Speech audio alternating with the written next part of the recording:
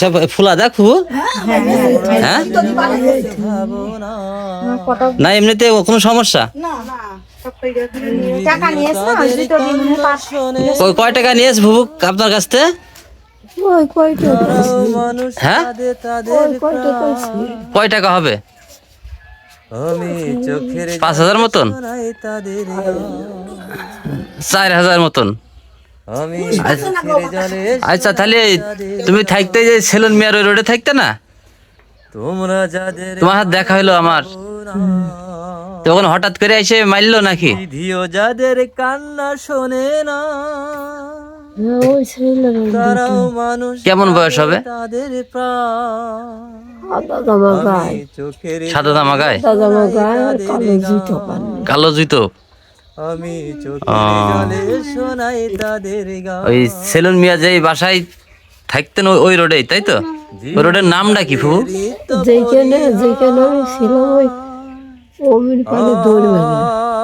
মানে ঘটনাটা ঘটে কোন জায়গাটায় চুয়াডাঙ্গার কোন জায়গায় মানে ওই ছেলে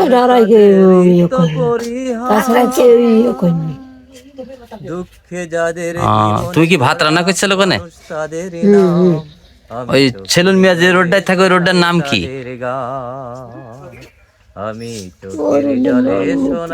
নাম নেই মানে তুমি থাকতে যে জায়গাটায় সেই জায়গাটার নাম আছে চুয়াডাঙ্গায় নাম জানেন না কোন জায়গায় আপনি থাকতেন সেই জায়গার নাম জানেন না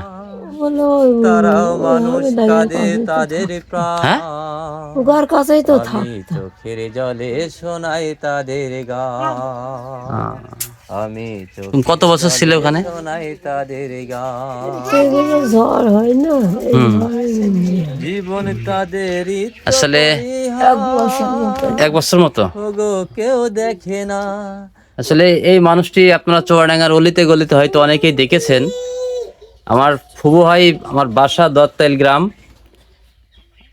ফুবু আসলে দীর্ঘদিন ধরে চুয়াডাঙ্গা শহরে ঘোরাফেরা করতেন আসলে মাথার একটু সমস্যা তেমনি কালকে আসছে এখানে দত্তাইল গ্রামে তাই না 2টা ছেলে তার কাছ থেকে 5,000 টাকা নিয়েছে এবং মারধর করে তার টাকা পয়সাগুলো কেড়ে নিয়েছে তাই তো অবশ্যই আসলে কি বলবো এখন এমন একটি পরিবেশ চলছে আসলে পাগলরাও কিন্তু রেহাই পাচ্ছে না আমার ফুবু এক প্রকার সে মাথার ছিট খারাপ হয়ে গেছে সে তাকে পাগলি বললেই চলে সে কিন্তু আপনার ওই যে সেলুন মিয়া যে রোডটি ওই রোডের ইয়ে করেছে হ্যাঁ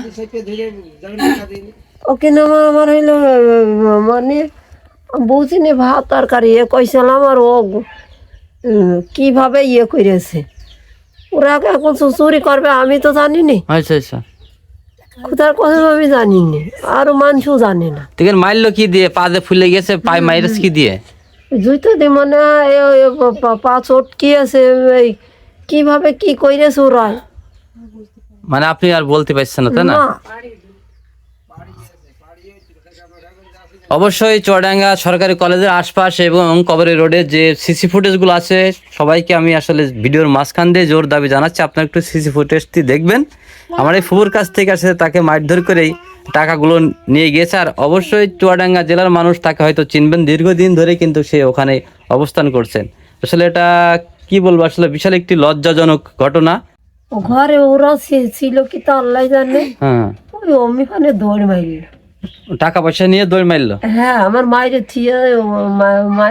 থুইয়াতে চলে গেল দেখেন এই পায়ে লাগিয়েছে এই পায়ে লেগেছে হ্যাঁ আর এই পাটা ঠিক আছে তাই তো এই পাটা ঠিক আছে কেউ আবার ইয়ে করে বলে ভালো থাকলে কেউ বলে আসলেন আপনি কিভাবে সন্ধান পেলেন যে এরকম মানে আজগুলি দিয়ে নয় কবিরা রোডে হলো সকালে হাঁটতে গিয়ে যায় দেখে রোডে ফুরিয়ে দিয়েছে আচ্ছা আচ্ছা তারপরে তার শাওড়ি এসে তার বাগের গ্রামের একটা মেয়ে থাকে সে মনে হয় মরে গিয়েছে বাইসে আছে এই নিকারে আচ্ছা আচ্ছা তারপরে ফজল আবার আজগুল জিজ্ঞাসা যে এরকম ব্যাপার আমার ভাই সংবাদ দিল আচ্ছা সংবাদ দিলি পরে আমি এবারে গেলাম শহীদুল ধ্যান নিয়ে যাইয়ে দেখে ওখানে দাঁড়ালাম তো চার দোকানওয়ালার বলছে যে ভাই এখানে একটা পাগলি থাকে এই পাগলিটা দেখছি না তো।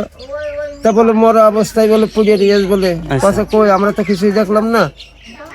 তা আমি কাছে পাওয়া যাবে না, তা কষে যে পাওয়া যায় হলো সন্ধ্যাক্ষণ আর সকালবেলা। আচ্ছা তারপরে কষে যে আপনি কি হন? আমি বলছি, আমার বড় ভাই।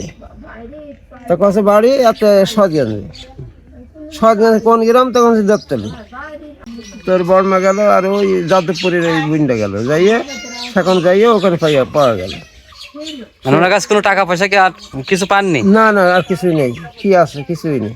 মানে কোনো কিছুই পাননি? না, ওই এই সিরা সুইটো। ওই যে ওনার বলে তো মাইরে ধরে টাকা পয়সা নিয়ে নিয়েছে, কেউ কাছে শোনেন নি? দেখো এখন যাই।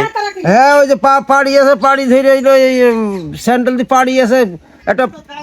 একটা বোঝেন, একটা বাচ্চার হাতে যদি একটা টাকা দেওয়া হয়, ওই বাচ্চাও দিতে চাই। সেখন ওর পাড়ি আছে, পাড়ি মারি হয়তো জোর দখলে মাজাটা যাইছিল, ওইগুলা নিয়ে চলে গিয়েছে। ওর মাইরে টাইরে হয়তো ওখানে ঠিক গিয়েছে। ওখানকার কোনো মানুষই কেউ কিছু বলতে পারেনি? না, বুঝলো না কিছু।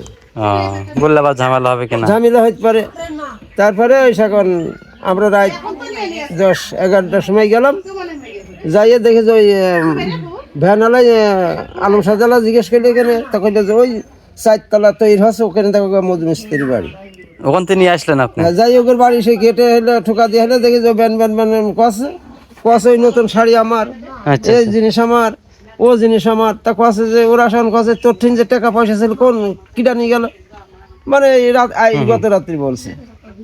তারপরে আমরা গেলাম, যাওয়ার পরে এখন কলম যে শাড়ি মাড়ি বাদ দে, তোর জীবন নেই, তোর টানা শাড়ি কি ভাতে দিবি?